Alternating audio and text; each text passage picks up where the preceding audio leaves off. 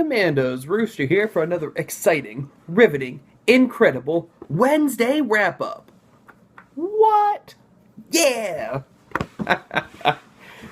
Alright guys, this week I'm going to try to keep it short, simple, and to the point. There are 3 comics that I looked through my pull list and thought, these are the ones I want to read and these are the ones I want to talk about. Starting off, as always, the heavy hitters at Marvel Entertainment. This week presents Extraordinary X-Men number 11. Now, for me, Extraordinary X-Men has actually been a really good title. It's been kind of weird because I've always expected Uncanny X-Men to be the kind of the flagship book.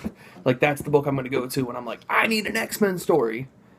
Not so much in this current generation. 11 books in, I think Uncanny's at 8.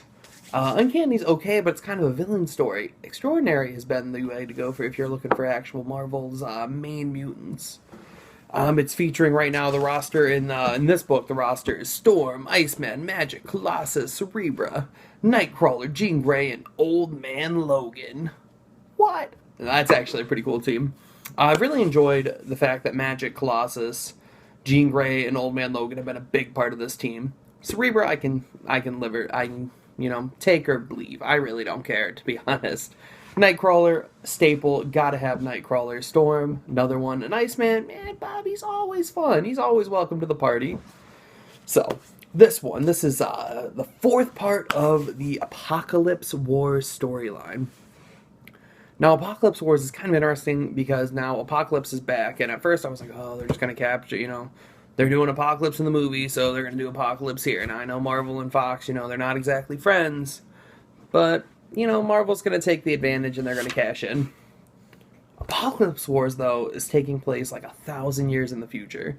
So, Earth is just probably gone. Like, we're on this weird Omega world, and, we know that Apocalypse is ruling. And he was like, you know what, mutants? You're all dead. So we wiped them out. So you've got like 4 or 5 different places. You've got, you've got the Stark world, which is like a bunch of like AIs built by Tony Stark. You've got this kind of weird world kind of esque thing going on. You've got this Moloid world where they're all living inside Galactus's corpse, which weird but really cool art. So at the end of the last issue, the Horsemen ganged up on the surviving X-Men and the X-Men that just got to the future. So that would be Glob, Knoll, Ernst, and No Girl. A team that Colossus has been training. They're young mutants, and this was kind of their first mission, and they got thrust into the future because what good coming-of-age story in the X-Men world does not involve time travel, right? But it actually worked. It was really cool. We saw them at the end of issue 9, and that they had definitely aged, by the end of the issue. It was like, oh, what's going on? So then issue 10 was their story, and it was their journey. How they lost Colossus, how he joins up with Apocalypse. We don't know why, we don't know what's going on, but he is a Horseman, so that's kind of the big thing here.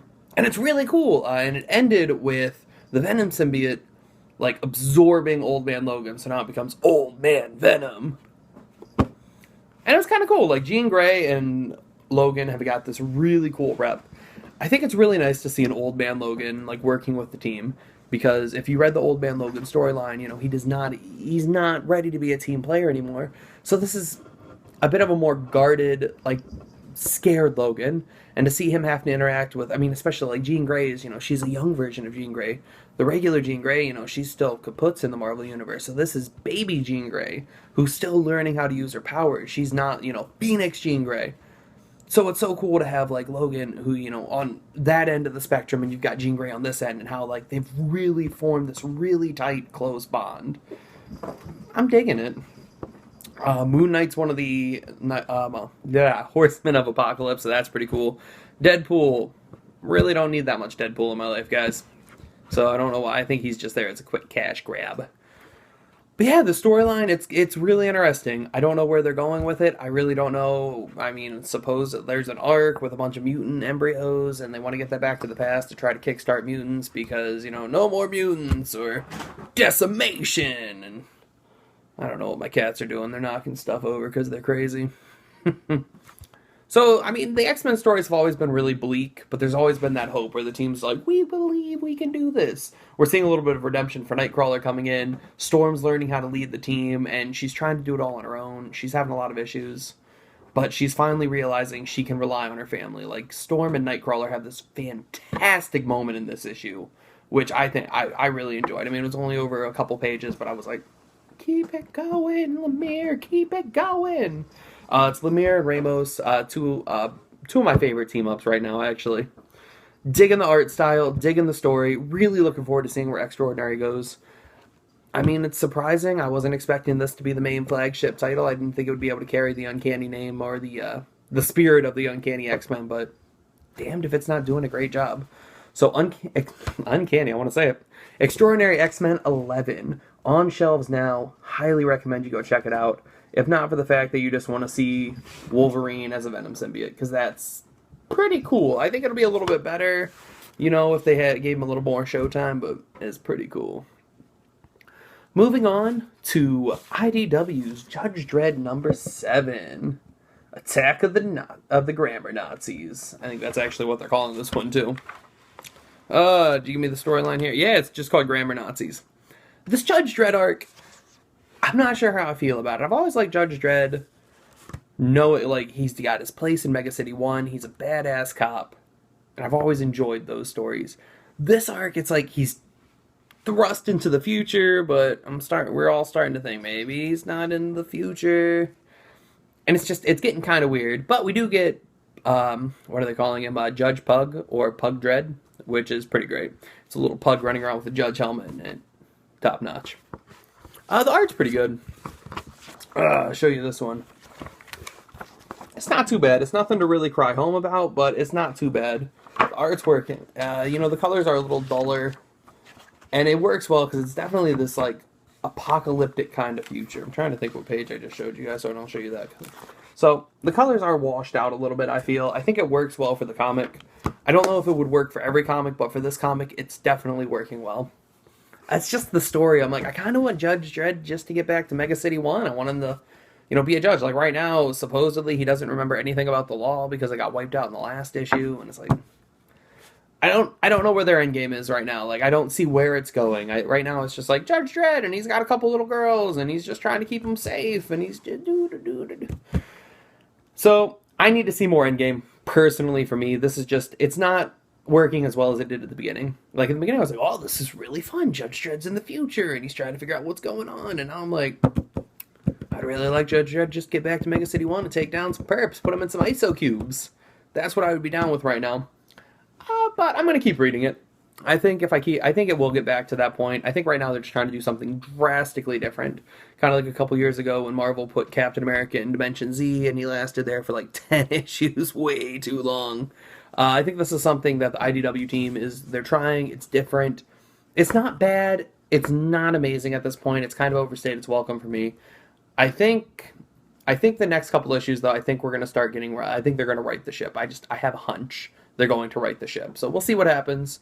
I do recommend it, though. I would say that if you've liked Judge Dredd in the past, you should definitely look up this current series.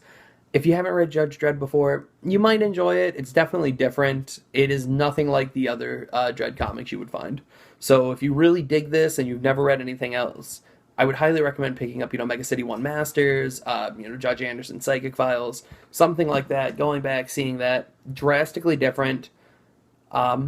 Not as good as classic Dredd, but still decent enough, still a fun enough read.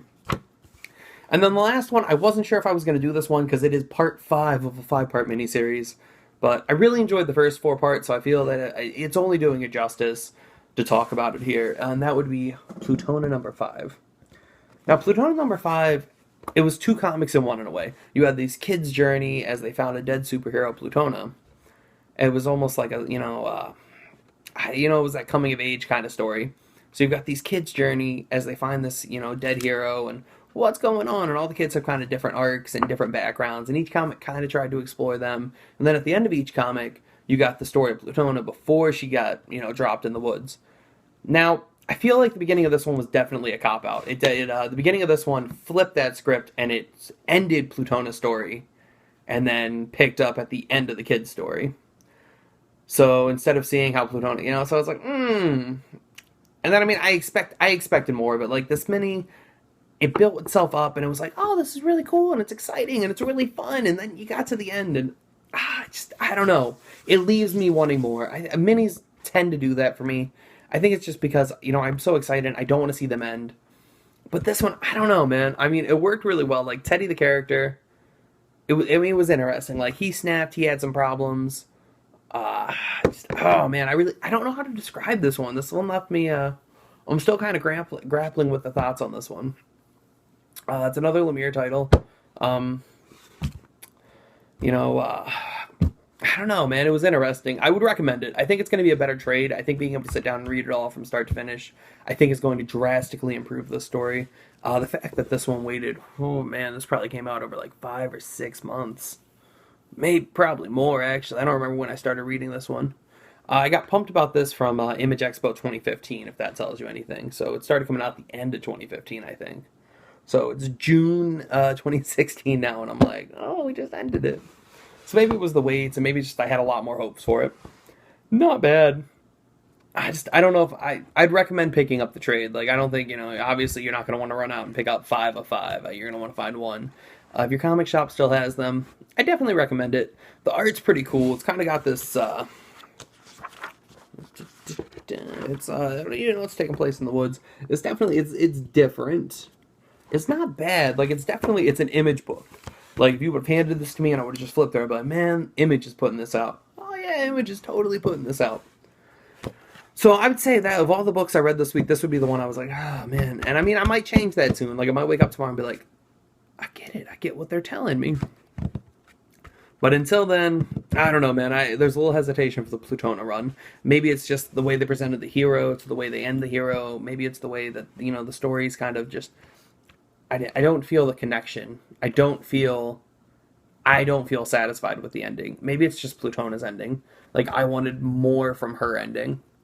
Maybe that's it. Maybe, like, I'm, like, the main story I'm fine with, but it's the B plot that I'm like, really? That's how you're gonna end it? So I don't know. I'm gonna have to think on it. I might get back to you. I might amend this video later. We'll see.